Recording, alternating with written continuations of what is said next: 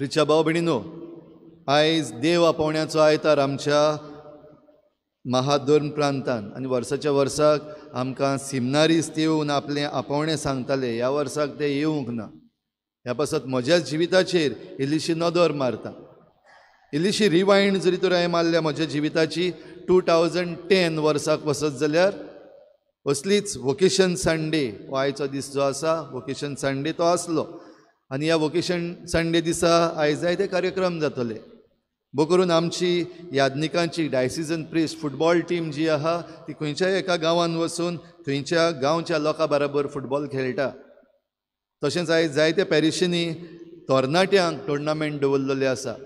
आमचे मोर्मुगांवचे डिनरीन आयज आमच्या ऑल्टसवजांक फुटबॉल टुर्नामेंट आसा. सगळें कितें भाशेन देव आपोवण्याचो आयतार मनान दवरून. तशेंच आमच्या डायसिजन यूथ सेंटरान कालच्या दिसाक आनी आयच्या दिसाक यूथ फोर्स हो कार्यक्रम तरणाट्यां पासत घडलेलो आसा. तोय आयच्या दिसाक जाता. तर असलोच कार्यक्रम 2010 वर्साक आसलो आनी फुटबॉल मॅच आसली. सान जोसे दे आरियाल ह्या गांवांत ही मॅच जाल्ली. डायसिजन प्रिस्ट फुटबॉल टिमीन हांवूय आसलेलो, रायट विंग बॅक खेळटालो.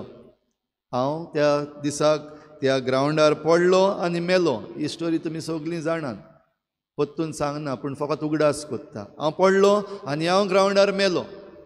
आनी त्या उपरांत म्हजी सर्जरी जाली. First awake surgery, open heart surgery. म्हाका वाल्व काडलो, दुसरो गायलो, बरो केलो, धाडलो, जालो हांव बरो, परतून जिवंत जालो. आयज हांव जिवोच आसा. कितलीं वर्सां जालीं, 2010 ते 2022 जालो.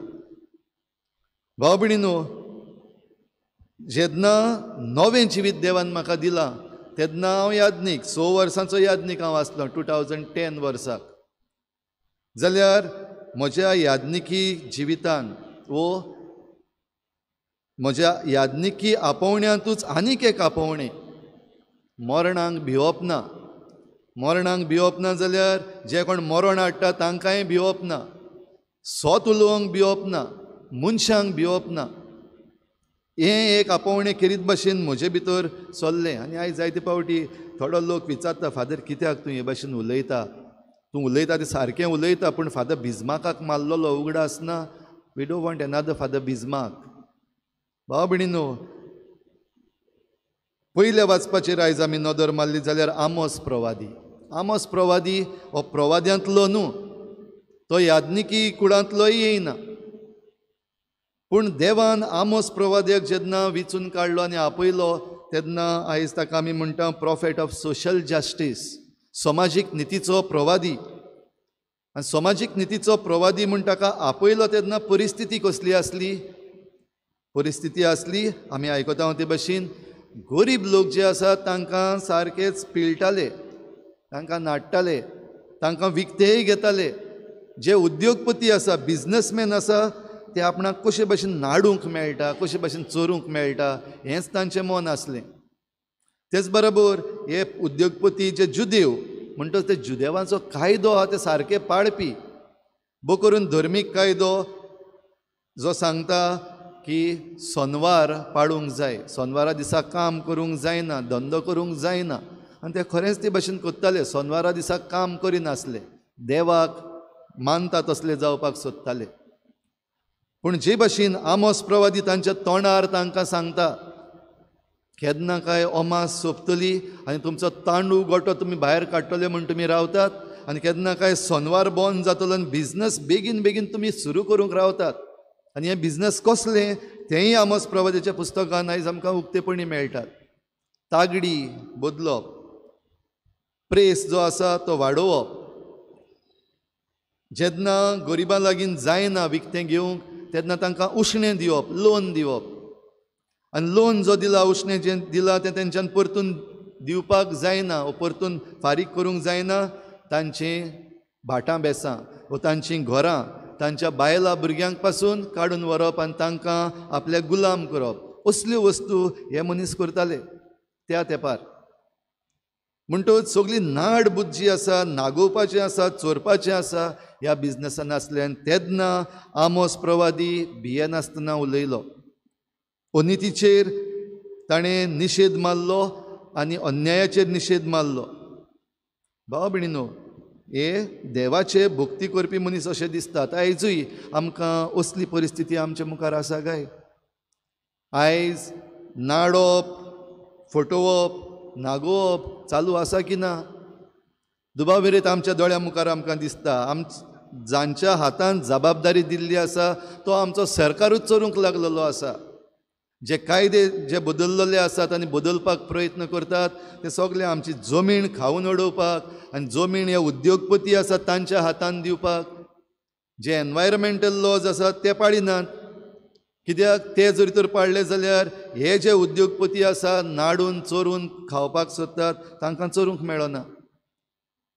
तर असल्या संदर्भान भाव भयणीनो, देवाची भक्ती तेय करतात. आमी पळयलां आतां थोड्या दीस आदीं आमचो दिगंबर कामत, नांव घेता हांव तेजें आयज, काय बरो देव ताचे लागीं उलयलो. देव आपोवणें म्हणटा तेन्ना खरेंच देव उलयता, देवाचो संदेश आमकां मेळटा. पूण हे भाशेन न्हू, दिगंबर कामता लागीं उलयला ते भाशेन उलयना देव. देव आमचे लागीं उलयता आमच्या घोराब्यान, देव उलयता आमचे लागीं देवाच्या उतरान, देव थोडे पावटी उलयता आमच्या वडिलां वरवीं, देव उलयता घडण्यो ज्यो आमचे भोंवतणी घडटात आमच्या जिवितान, खासगी जिवितान देव घडण्यो करून दाखयता, मिलाग्री करून दाखयता. तातूंत आमकां हें आपोवणें दिता आनी उलयता. आनी देव केन्नाच लोकांक नागूंक, चोरूंक, फटोवंक असलें आपोवणें केन्नाच दिना. तर जरी तर आमचे हे आमदार आसात आनी आमकां सांगतात देवान सांगलां म्हूण, जाल्यार ते फटकी रे. तांकां हें चोरूंक जाय, नागोवपाक जाय आनी आपलो फायदो पळोवपाक जाय. भाव भयणीनो, आयज शुभ वर्तमान खेरीत भाशेन आमी आयकता मुग्दोम, स्टिवर्डशीप.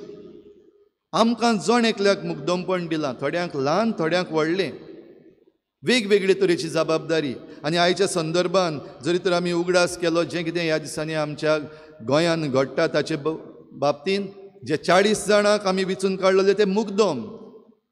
ते आमचे बॉस न्हू, ते आमचे सर न्हू, पण ते आमचे मुग्दोम, स्टिवर्ड्स. आमचें गोंय सांबाळपाक, लोकांक सांबाळपाक, आमची जमीन, आमचें दायज, आमचें बरेपण, वेलफेअर हें जावपाक तांकां वेंचून काडल्यात. मुग्दोम कशे हो मुग्दोम आसलो आनी हो मुग्दोम जो आसा तो काम सारकें करना. तुज्या दायजाची वाट लायता, चोदता, नागयता, भ्रश्टाचार करता म्हूण दुनियाक कोणें तरी फिर्याद दिली, कंप्लेन पावलें आनी दुनियान आपोवन हाडलो. जेजू आयज हे शुभ वर्तमानान आमकां ही वपार सांगता. आनी आपोवन हाडल्या उपरांत हिशोब मागलो, हिशोब दी, तुज्या मुग्दोमपणाचो हिशोब दी. ह्या फुडें तुका म्हजो मुग्दोम जावपाक मेळचो ना. बेश्टें आयकुल्ली खबर न्हू, पूण हो जो धोनी आसा ही फिर्याद जी ताचेर मांडलेली ती खरी, की खरेंच हो चोर, खरेंच नागोवन खातालो, दायजाची वाट लायतालो. आनी देखूनच ह्या फुडें तुका मुग्दोम जावंक मेळचें ना. भाव भयणीनो, आयज आमी जे मुग्दोम वेंचून काडलेले तांणी कितें केलां? तांकांय आपोवणें आसा आमचें मुग्दोम जावपाक, हें बरें करपाक. आयज देवाकूय विकून खाल्लो. आयज देवाक विकून खाल्लो तेन्ना पर्जेकूय विकून खाल्ले. पर्जेन सांगलां डिवेलपमेंट जाय म्हूण, आनी डिवेलपमेंट जावपाक आमी मिनिस्ट्री घेवपाक जाय, रुलिंगान आसपाक जाय. आजून पासून आमकां फटयतात. भाव भयणीनो, जेन्ना हें मुग्दोमपण तांकां दिल्लें आसा तेन्ना ते नाड बुदीचे. आयचो हो मुग्दोम जो आमकां आसा ताचे विशीं आमी आयकलां पवित्र पुस्तकान, नाड बुदीचो. नाड बुद कशी ताची? जेन्ना ताचें मुग्दोमपण काडून घेतले तेन्ना हांवें कितें करचें? जशें ताणें आपल्याच उतरांनी म्हणलें अशें आमचे आयचेय मुग्दोमगडे म्हणटा, काम करपाक जायना आमच्यान. आमचो एक पांयो फोंडांत आसा, जालें आमी मरपाचें, काम करूंक जायना. लोकां कडेन भीक मागपाक आमकां लज दिसता, कित्याक आमी ह्या पोजिशनाचेर आसले इतलीं वर्सां, 24, 25, 26, 28, 30 कितलीं वर्सां आमी आसले. आनी आयज परतून लोकां कडेन भीक मागपाक आमकां लज दिसतली. म्हणटच नाड बुदीन ताणें म्हणलें कितें करतलो? हें करप्शन. नाड बूद एकदम बरी. म्हज्या दोनयांक तूं कितलो देवो आसा? 100. 50 बरय. म्हज्या दोनयांक तूं कितलो देवो आसा? 100 मापाक 80 बरय. जाल्यार ते 50 आनी 2, 50 आनी 20 आसात ते खंय गेले? ते म्हज्या बोळसान. कमिशन. आयज आमचे मुग्दोम जे आसा तसलींच कमिशनां. हो भ्रश्टाचार आयज आमचे मुग्दोम जे आमी वेंचून काडलेले तांचे भितर दिश्टी पडटा. आनी ह्या पासत म्हाका मुग्धमपणांतलो निखळा येतले हें ताका खबर आसा. आनी दुबाव विरेत हे जे बो करून जे 8 जाण हे 2 दीस फाटीं उडी मारून गेले, मोर्मुगांव कॉन्स्टिट्युएन्सी, मारगांव कॉन्स्टिट्युएन्सी, नुवें कॉन्स्टिट्युएन्सी, सांताक्रूज कॉन्स्टिट्युएन्सी, शिवोली कॉन्स्टिट्युएन्सी, कालांगूट कॉन्स्टिट्युएन्सी, कुंभारजुआ कॉन्स्टिट्युएन्सी आनी सालिगांव कॉन्स्टिट्युएन्सी, ह्या कॉन्स्टिट्युएन्सीचे जे आमदार काँग्रेसीचेर विचून काडलेले आनी आतां BJPन उडकी मारल्या, खेरीत भाशेन हींच नाडपणां नाडबुदी घेवन मुखार चल्ल्यात. सारकें दिसती पडटा आमकां. दुडू कितले मेळ्ळ्यात आमकां परवा ना, पूण फायदो कितें जातलो? आतां आमकां जेन्ना लोक निखळायतलो तेन्ना परवा ना लोकांची. कित्याक घडये जे दुडू आतां मेळटले वो जी पदवी मेळटली, मिनिस्ट्री मेळटली, ती लुटून खावून सांबाळून दवरपाक पुरो आमकां. लोकांचीय गरज ना आनी पदवेची गरज ना, मुग्धमपणाची गरज ना. फाटल्यान फोंट पडलें फाल्यां परवा ना, हे इतले सांबाळून दवरतले अशें घडये ते चिंततात. सोपूत जो घेतलेलो तो ह्या दिसांनी आमचे मुखार परतून येता, वॉट्सॅपाचेर येता, सोशल मिडियाचेर येता. आनी जेन्ना देवाकूय आयज विकून खाल्ला, पर्जेकूय विकून खाल्ला, थोड्या जाणांक बरें दिसता पाद्रींक विकून खावपाक, पाद्रीन सांगलेलें म्हूण.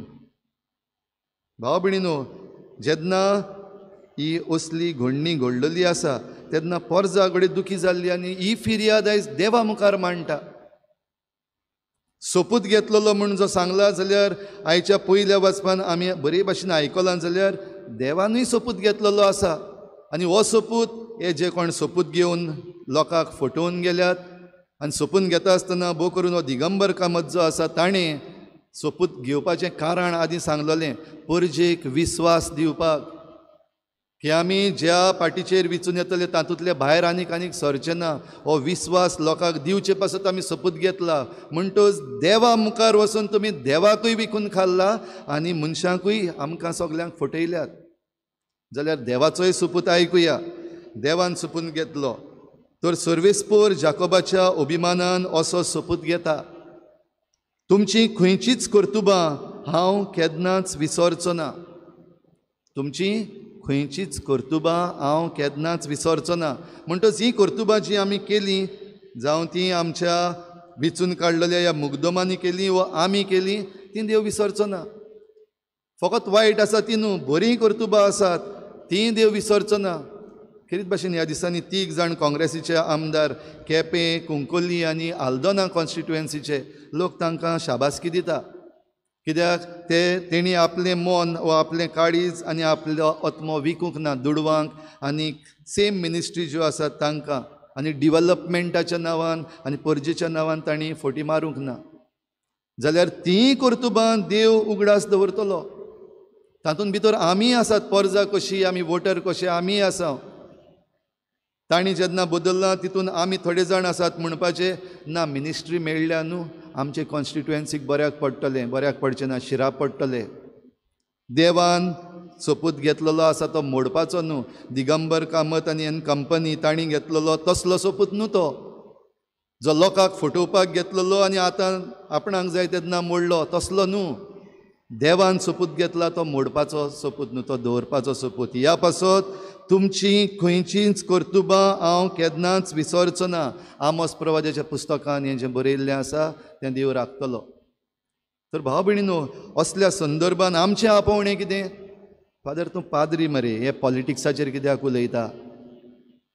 ओय हांव पाद्री, ओय हांव प्रवादी, हांव म्हजें आपोवणें मानून घेता हांव एक प्रवादी म्हूण. आनी प्रवादी कसो? जें आमच्या समाजान वायट चलता ताचेर निशेध मारपाक, ताचे विशीं उलोवपाक म्हजो कायदो. तें जरी तर हांव उलयना जाल्यार म्हजें कोटा. असलेंय म्हणलेलें आसा. फादर तुवें सांगलेलें रस्त्यार हाडून मारया म्हण तांकां. आतां मारया तांकां? भाव भयणीनो, ज्या कॉन्स्टिट्युएन्सीनी हें घडलेलें आसा तेणी चिंतचें कितें करपाक जाय तें. कित्याक फाल्यां मागीर रावतलें फादरान सांगलेलें, तुमकां अक्कल ना कांयच. फकत फादरान कितें सांगलां वो कितें सांगूंक ना तेचेर धरून आसात दिसतात जायते जाण. फट्यो हेय फट्यो. जाल्यार कितें करचें आमी? भाग्यून पावलू आयच्या दुसऱ्या वाचपान तिमोथाक चीट बरयता. तिमोथ त्या काळार एक बिस्प कसो, आनी ह्या गवळ्याक तो चीट बरयता. गवळीक चीट ही गवळीक चिटीन ताणें खेरीत भाशेन मागण्याचो उल्लेख केला. मागणें करपाक आपयता. कसले मागणे? विनंतीचे आनी दिनवासणे स्तुतीचे मागणे करात म्हूण भाग्यून पावलू आयच्या दुसऱ्या वाचपान सोमेस्तांक आपयता. ह्या आपल्या बिस्पाक तो ही चीट बरोवन सांगता, हें शिकय लोकांक मागणें करूंक. आमचे फिरगोजीन देवाक दिनवासूया. आमचो आमदार आजून उडी मारूंक ना, उडी मारपाक चान्स ना ती दुसरी खबर. पूण आमचे फिरगोजीन आमी मागलां हेंचे पासत. ज्या दिसाक तावन अशें घडलां आमी मागता तांचे पासत. तांकां बोगोस, तांकां समजूंक बळ दी. हें भाग्यून पावलून मागलां आमचे लागीं कर म्हण. हें क्रिस्तांवपण. आनी तें क्रिस्तांवपण जरी तर आमचे फिरगोजीन आमी केलां जाल्यार तुमकां शाबासकी. कित्याक? वायटान न्हू पूण बऱ्यान आमी हाचेर ह्या प्रश्नाक सुटावे करपाक प्रयत्न करपाक जाय. आनी देखून आमकां ह्या वाचपान मेळटा भाग्यून पावलू आयज निमणी वोड ह्या आयच्या वाचपाची.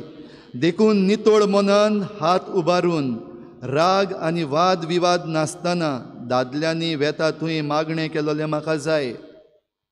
भाव भयणीनो, मागण्या विरेत आमच्यान कांयच करपाक जायना. आनी ह्या पासत आमचे हात उबारून दिमेर पडून देवा मुखार काकलूत मागून आमी मागणें करूंकूच जाय.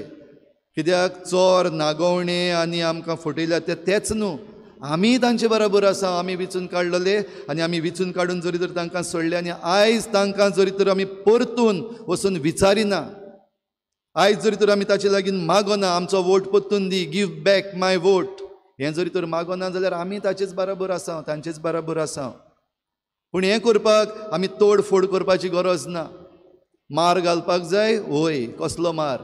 तूं जेन्ना वचून ताचे लागीं विचारतलो हो मारूच. जरी तर हो अधिकारी आसा आनी ह्या अधिकाऱ्याक तूं प्रश्न करताय, एक सादो मनीस कसो हो मार न्हय जाल्यार कितें? सोबे माजार विचार, तो सोबे माजार मार. मार म्हणटा तो दांडे खुंटे घेवन मारपाचो, तसलो मार आमकां क्रिस्तांवपण शिकयना. पूण आमचे प्रवादीकपण आमकां हो मार घालपाक शिकयता. हे प्रवादी आसात तांणी घातलेलो हो मार. जे कोण वायट करता तांच्या तोंडार विचारलेलें, सोबे माजार विचारलेलें.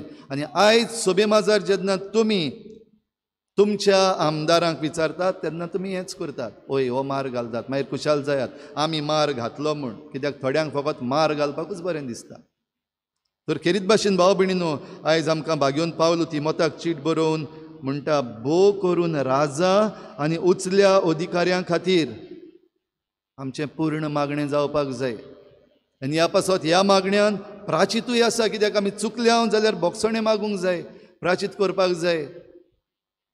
हे जे 8 जाण फटोवन गेल्यात तेंचे कडेन कुसें स्मेला म्हणटच ते प्राचीत मागचे ना. तेंचे पासत आमी मागपाक जाय. हो क्रिस्ती कायदो आमचो. आनी ज्या मेरेन ते मागचे ना, मानून घेवचे ना जाल्यार ह्या कर्तुबांक खास्त पडटलीच, हिशोब दिवचो पडटलोच. पूण जरी तर आमच्या मागण्यांक लागून आनी आमच्या उतरांक लागून आनी आमी जो तांकां हो सोबे माजार मार घालता तें आयकून जरी तर तांणी आपलें मन बदल्लें जाल्यार देवा मुखार तांकां काकलूत मेळटली. आमकां मनशांक मातशें अवघड जाता बक्षिपाक. पूण जशें भाग्यून पावलून सांगलां, राग आनी वाद विवाद नासतना मागण्यांतल्यान आमी हें करूंक जाता. हें आमचें आपोवणें भाव भयणीनो. एक यादनीक कसो हें म्हजें आपोवणें. आनी आयज आपोवण्याचो आयतार आमी मनयता तेन्ना आमचे फिरगोजीन कितले जाणां आहात? एक माद्री भयण आसा आमच्या कोयतान आनी एक यादनीक भाव आसा, सालेजन फादर. आनी ह्या वर्साक आमचे मदली एक भयण कॉन्सक्रेटेड लायफ हातून भितर सरता, देवाक आर्गां. आमच्या गांवांतले सिमनारिस्त कोण ना.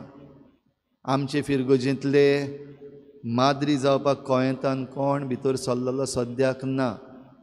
हें म्हणटा आसतना सवका म्हणटा लोक आयकत म्हूण. कित्याक मातशें लॉज अशी आमकां. आनी कित्याक जायनात गाय भाव भयणीनो? हांव फॅक्ट्रींतलो येवंक ना, हांव झाडाकूय जावंक ना.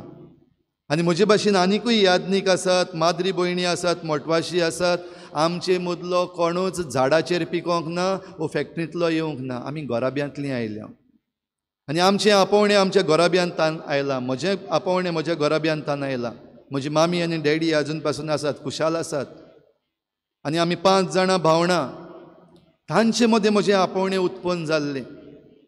तांच्या मागण्यांतल्यान जें बरें तें उलयतालीं. म्हजी मामी जें उलयताली, म्हाका ल्हान आसतना फादर फादर म्हणटालीं. म्हजे भयणी म्हजे भाव तेय म्हणटाले. तितलेंच न्हू, म्हजे शेजारी आसात, तांणीय म्हज्या आपोवण्यांक ही घोटाय दिल्ली आसा. ती म्हाका फादर फादर म्हणटाली, मिस करपाक लायतालीं. उगडास आसा अजून ह्यो वस्तू ल्हान आसतना ज्यो घडटाल्यो. आनी त्याच उमेदीन जें आपोवणें देवाचो ताळो जो आयकल्लो तेन्ना ह्या ल्हान ल्हान वस्तू वरवीं ताका जबाब दिलो. आनी आयज पासून हें म्हजें आपोवणें हांव खुशालकायेन जियेतां, भियेनासतना जियेतां. आयज तुमच्या घराब्यांनी भितर चरात. ल्हान आसतना म्हणना आसलीं काय तुमचीं भुरगीं, हांव फादर जातलो, हांव सिस्टर जातलीं. आनी आयज प्राचिताचे रितीन जे भाशेन बोगसणें मागलां, क्रिज्म जाल्या उपरांत बदलता. ना आतां नाका पाद्री जावपाक, माद्री जावपाक. कितें रे, गर्लफ्रेंड मेळ्ळा? हो प्रश्न पयलो येता आमचो.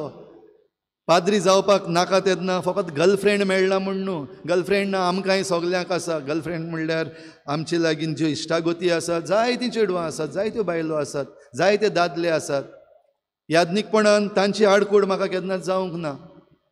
वो म्हजें याज्ञीकपण तांकां आडकोड केन्नाच जावंक ना. म्हणटच गर्लफ्रेंड मेळ्ळा हें कारण न्हू. आनीक मातशें भितर वचून पळयात. आयज पाद्री विशीं तुमच्या घराब्यान कितें चलता? कितलो सहकार तुजो घराबो तुज्या याज्ञिकाक, तुज्या पादविकाराक दिता? वो कितेंय जरी तर वयर सकयल जालें, कोण पाद्रीचेर आड उलयता, कोण भिसपाक चोर म्हणटा, कोण पाद्रींक चोर म्हणटा.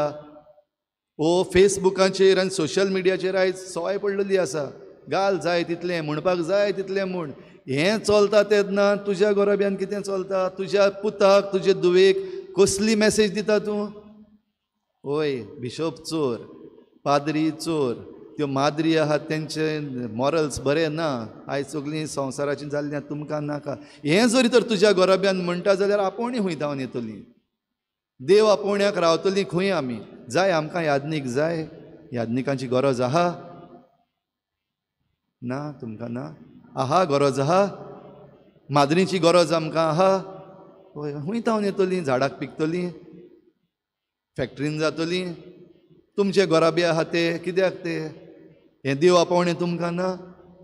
तर जरी तर आयज आमची आपोवणी उणी जावपाक लागलेलीं आसत जाल्यार आमच्या घराब्यांनी हें वातावरण आमी रचून हाडूंक ना आमच्या भुरग्यां पासत. जें कितें आमी उलयता, जें कितें आमी सांगता भुरग्यांक आनी मॅसेज जी आमच्या करण्यांतल्यान दिता, तातूंतल्यान आमी हें वातावरण क्रिएट करून हाडूंक ना. बरें करतात त्या पाद्री पासून ते बरें करतात, ताळयो मारतात आमी. जायतीं जाणां तुमी काय बऱ्यो ताळयो मारतात. आमच्या वावराक हांगासर तुमी कितली ताळयो मारतात. पूण तुमच्या भुरग्यांक जेन्ना येवन मुखार सरपाक जाय आमचे बराबर, कितलीं जाणां तुमी तुमच्या भुरग्यांक आमचे बराबर उबी रावपाक धाडपाक तयार आसात. सुरवातेक एकदम बरें दिसलें, मारल्यो ताळयो. मागीर भिरांत येयली, भिरांत दिसली. हो उलयता, तो उलयता, कोण तें उलयता, कोण मात्तलो म्हणटा. ह्या पासत जाय तांणी कुशीन काडलें आपल्या भुरग्यांक. नाका हांसूं, फादर बरो काम करता तें बरें, फादराक वर दिया. फादर बिजमाका भाशेन तो मरता जाल्यार ताकाय मर दिया. हें जावंक ना काय आमचे मदें? जाल्यार देव आपोवण्याक आनी कितें करपाचें आमी? कशीं जातलीं देव आपोवणी? तर भाव भयणीनो, आयजूय जरी तर आमी त्याच आवाजान म्हणटा, वय आमकां याज्ञीक जाय, आमकां माद्री जाय, आमकां मोटवाशी जिवीत जाय, आमकां कॉन्सक्रेटेड जिवीत जाय, जाल्यार तीं सगलीं भुरगीं आमचे लागीं आसात. तीं सगलीं पाद्री माद्री आहात आमचे लागीं, जायते आसात. गुड न्यूज न्हू? जायते आसात आमचे लागीं पाद्री माद्री मोटवाशे जिविताचे. बट बॅड न्यूज इज ते तुमच्या घरांत बंद करून दवरलेले आसात. तुमचे शिवकेशींनी आनी तुमचे फ्रिजींनी आनी तुमचे करियर आहात तसल्या बॉक्सांनी तांकां भरून दवरलेले आसात. आनी तुमचे सॅक्युरिटी बॉक्सीस आसात तातूंत तांकां भरून दवरलेलीं आसात. याज्ञीक माद्री जावपाक कोण येवचो ना. तर आयच्या दिसाक भाव भयणीनो, आमकां एक कृपा मागुया. जरी तर आमकां देव आपोवणी जाय, आमचे दोळे उक्ते करुया, समजून घेवया. चूक आसा ती चूक, वय ती याज्ञिकां पासून करीत जाल्यार ती चूक. वस ताच्या तोंडार सांग. बस तुज्या पाद्री बराबर, बस तुज्या माद्री बराबर आनी तांकां तोंडार सांग. तेणें चूक केल्या आनी तूं जरी तर फेसबुकार घालता, ताका बाबड्याक खबर ना चूक कितें ती.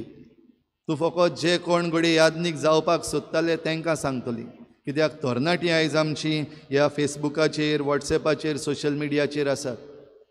तांच्यो चुकी जरी तर तुमच्या घोराब्यान उलयतात जाल्यार तांकां बाबड्यांक कांय कळचें ना तेणी चूक केल्या म्हूण. तुज्या भुरग्याक कळटलें पाद्री आनी माद्री म्हणल्यार ही चूक करपी ती वयची ना याज्ञीक जावपाक माद्री जावपाक. तर आयज ही कृपा आमकां मागुया, प्रवादीक ताळो आमचो उबारुया. आपोवणें आमकां दिल्लें आसा, सगळीं पाद्री माद्री जावची नात ओय, पूण पाद्री माद्रीपणाक जो आमी सांगात दिवपाक जाय, देवाचें राज फुडें व्हरपाक जो सांगात आमी दिवपाक जाय तो आमी दिता. तेन्ना देव आपोवण्याक आमी जण एकलो आमचो जबाब दिता. म्हज्या आवय बापायन म्हज्या भावा भयणांनी ह्या देव आपोवण्याक जाप दिली, म्हाका बरे भाशेन वयर काडून आनी ह्या आपोवण्याक मुखार धाडून. म्हज्या शेजाऱ्यांनी पासून ह्या देव आपोवण्याक जाप दिली. म्हज्या वाड्यान आमी 2 जाण याज्ञीक आसात. आमच्या वाड्यान आमच्या लोकांनी हो जबाब देव आपोवण्याक दिलो, आमकां वयर काडून याज्ञीक जावपाक धाडून. तुमच्या वाड्यान तुमच्या गांवांत कितें चल्लां पळयात. तर ही कृपा आमकां मागून ही आमची भेटवणी देवाच्या हातान घालुया.